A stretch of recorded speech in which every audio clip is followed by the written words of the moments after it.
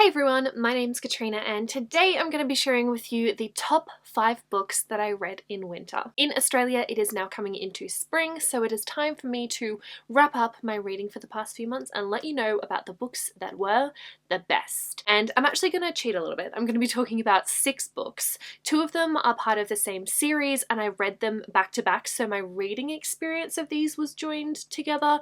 So I'm just going to combine them for one answer for this video. But anyway, let's jump straight into it. The first book I'm going to be talking about is Jonathan Strange and Mr. Norrell by Susanna Clarke, and this one was a pleasant surprise. This is set in the early 1800s in an alternate England where magic exists. However, for the past 200 years or so, there has been no magic. The only magicians that do exist are technically theoretical magicians. They're just studying the art of magic but can't really do it themselves. That is until Mr. Norrell comes along and is like, hey guys, what's up? I can do magic, and wows everybody with his skills. So for a little while he's enjoying being the only magician around until Jonathan Strange pops up on the scene. To begin with, he is Mr. Norrell's student and is learning from him, but the two of them end up butting heads over a few things. They have different opinions about how magic should be used and stuff like that, and Jonathan Strange goes off on his own and he's kind of used by the government in warfare. There is an overlap with the Napoleonic War, which was super cool to see. In addition to that, there's also fae beings, the man with the thistle down hair, which was super interesting, and honestly I had such a great time reading this book. It is a really thick book. The descriptions can be quite dense. It is a little slower in pace, but I just loved every second of it. I was so fascinated by the way in which magic works in this society and the different ways that it's employed. In particular, how it was used in warfare was super interesting to me. The characters were also super fascinating. There aren't a lot of women. They don't have a very large role in this story, which I think in part at least definitely has to do with the fact that this is set during the 1800s. It's kind of an alternate historical fiction. But aside from that, I was really intrigued by so many of the characters. Such interesting people. Seeing how Mr. Norrell and Jonathan Strange differed was so hilarious at times, and this was actually quite surprisingly funny. There's a lot of humour woven through this and some of the things that people say but also do, and it had me cackling at some points. It was just such a pleasant experience. Fire by Kristen Cashore. This is the companion prequel to Graceling by Kristen Cashore, but this is set in the Dells, where Gracelings do not exist. Instead, we have monsters, and they are brightly coloured creatures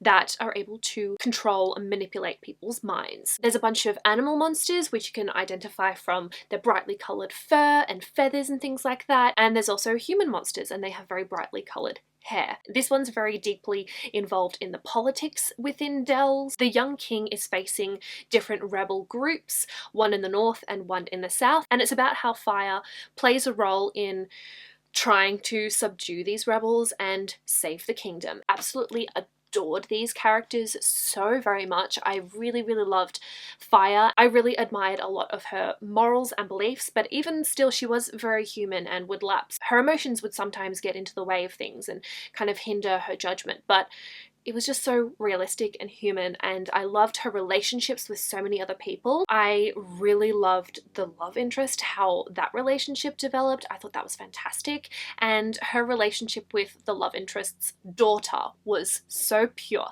I loved it so dearly. Next up, I have A Gathering of Shadows and A Conjuring of Light by V.E. Schwab, the second and third books in the Darker Shade of Magic trilogy. Oh, these books were great. I love how this series as a whole progressed. I really enjoyed the first book, but it took until book 2 for me to really fall in love with the characters, and I just really appreciated how much time we got with the characters, seeing how they grew and developed.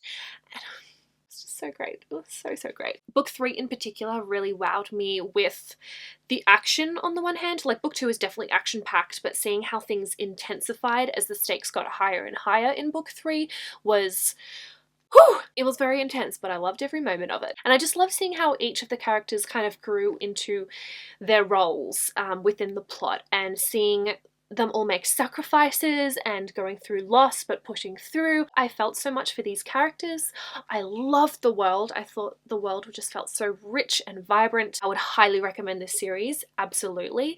If you weren't as much of a fan of the first book, like I gave the first one maybe 4.5 stars, but these two made this series for me, so I would absolutely recommend it. It was amazing. I just realized I completely forgot the synopsis for these two books, and since it's book 2 and 3, I'm not going to go into much detail, but the first book, A Darker Shade of Magic, we meet Kel. He is an Antari, which means he's like a blood magician, and he's able to move between different Londons. So there's 4 alternate Londons. Grey London, which has no magic whatsoever.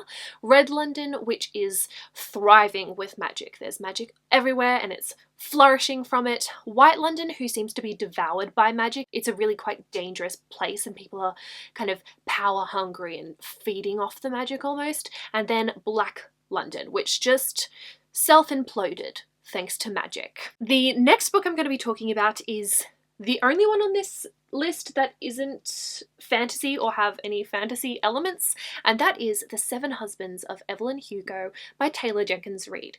This is one that so many people have been hyping up and raving about, and I honestly think this lives up to the hype.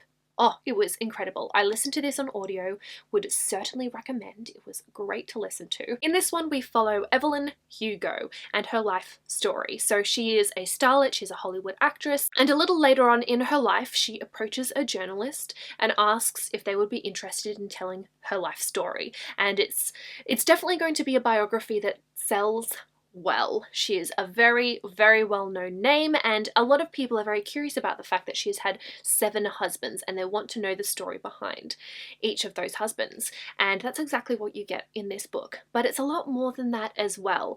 It's about Evelyn Hugo talking about the struggles she's faced, the sacrifices she had to make in order to get to where she wanted to be in life.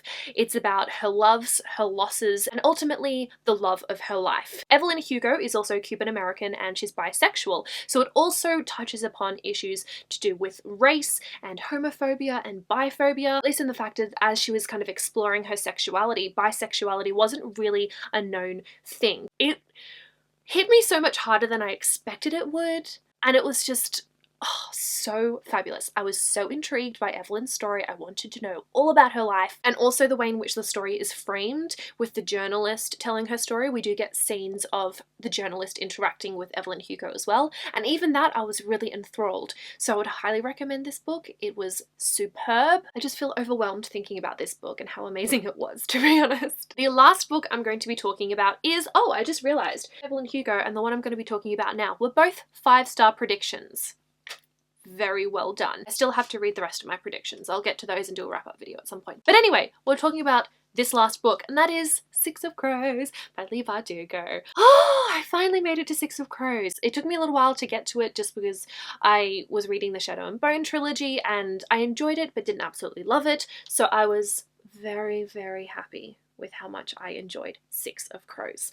And I expect that I'll probably enjoy Crooked Kingdom more. That's what a lot of people have said is likely to happen, so I'm excited to continue. But this is a heist story, so Kaz Brekker is given the opportunity to pull off the greatest heist of all time. So he gathers a group of people together, a whole interesting mix of people, and it's about them trying to pull off this heist, and it was so much fun. Each of the 6 characters in this crew was so interesting, so different and unique and flawed, but I loved that about them, and it was really cool learning all about their stories, their histories, and seeing the dynamics, the varying dynamics between different characters within this crew was just so funny and wonderful. And I just love how action-packed this was, how intense it got, like throughout the entire heist. I was just like, ah! I'm just so happy that I finally got around to reading 6 of Crows.